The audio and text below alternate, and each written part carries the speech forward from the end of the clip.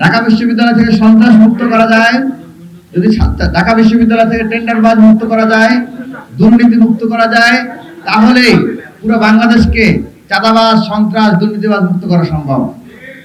সেই জায়গা থেকে আমরা আজকে ঢাকা বিশ্ববিদ্যালয়ে যে দীর্ঘদিন যাবৎ চাঁদাবাজি চলে আসছে, সেই চাঁদাবাজির তথ্য চিত্র সহ উন্মোচন করার জন্য আজকের এই সংবাদ সম্মেলন। প্রিয় সাংবাদিক বন্ধুগণ, আপনারা দেখেছেন গতকালকে রাত্রে এই চাঁদাবাজদের এক্সপোজ করার পর থেকে এক ধরনের ভিন্ন রকম পরিস্থিতি সৃষ্টি করার পায়তারা চালানো হচ্ছে।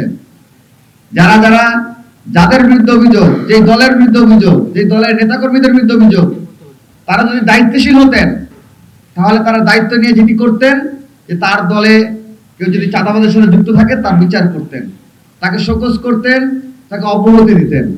কিন্তু আমরা দেখতে পাচ্ছি সেটি না করে ছাত্রদল এবং তাদের নেতাকর্মীরা তাদের এই চাঁদাবাজিকে ডিফেন্ড করতে ব্যস্ত হয়ে পড়েছে।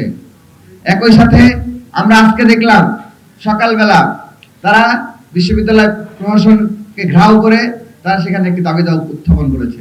দাবি দাওয়া উত্থাপন করা অবশ্যই যৌক্তিক অধিকার প্রত্যেকটা শিক্ষার্থীর আছে, কিন্তু অত্যন্ত দুঃখজনক হলো সত্য, নিজের দলকে চাঁদাবাজ মুক্ত না করে বিশ্ববিদ্যালয়ে প্রশাসনের কাছে অভিযোগ দেওয়ার মতো হাস্যকর একটি পরিস্থিতির অবতারণা তারা করেছে।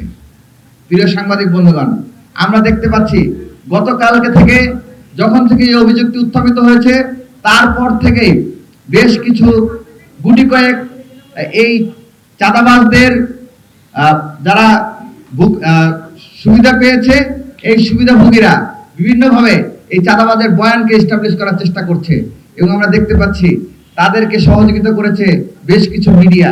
গতকাল তারা ৮-১০ জন মিলে একটি মিছিল করেছে, রাজু ভাস্করের সামনে দাঁড়িয়েছে।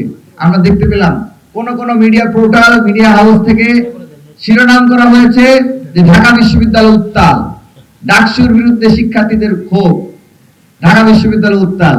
৭-৮ জন শিক্ষার্থীদের, ৭-৮ জন চাঁদাবাজের সহযোগীদের বা সুবিধাভোগীদের বা ৭-৮ জন যে কোনো ব্যক্তিদের উপস্থিতিতে যদি বিশ্ববিদ্যালয় উত্তাল হয়, এই যদি সাংবাদিক ভাইদের সেন্স, তাহলে তো সাংবাদিকতা করার প্রয়োজনীয়তা নাই। আপনারা দলীয় আউটলেট খুলে বসুন এবং বিভিন্ন দলের মিডিয়া পার্সন হিসেবে, মুখপাত্র হিসেবে ব্যবহৃত হন, সাংবাদিক হিসেবে আপনাদের কাজ করার প্রয়োজনীয়তা নাই।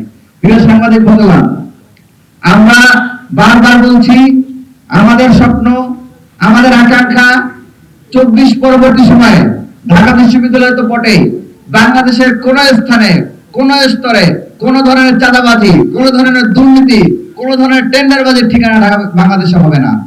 কিন্তু আমরা দেখতে পাচ্ছি যারা আমাদের সাথে একসাথে কাঁধে কাঁধ মিলিয়ে ফ্যাসিবাদ বিরোধী সময় লড়াই করেছিল, সংগ্রাম করেছিল, যারা একসাথে আমরা গুলি খেয়েছি, গুলির বিরুদ্ধে দাঁড়িয়েছি, তাদেরই কেউ কেউ এই চাঁদাবাজি, দুর্নীতি, নিয়োগ বাণিজ্য ইত্যাদির সাথে জড়িয়ে পড়েছে।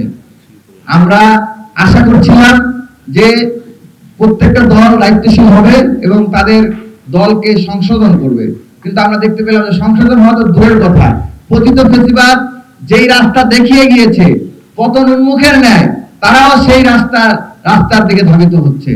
আমরা তাদের পতন চাই না, আমরা তারা সংশোধন হবে, কিন্তু তারা সংশোধন না হয়ে একের পর এক তাদের চাঁদাবাজির বৈধতা দিয়ে যাচ্ছে।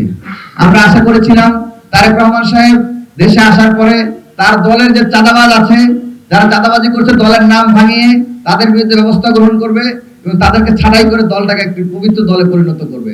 কিন্তু অত্যন্ত দুঃখজনক হলে সত্য, আমরা এই ধরনের কোনো পদক্ষেপ আমরা এখন দেখতে পাইনি।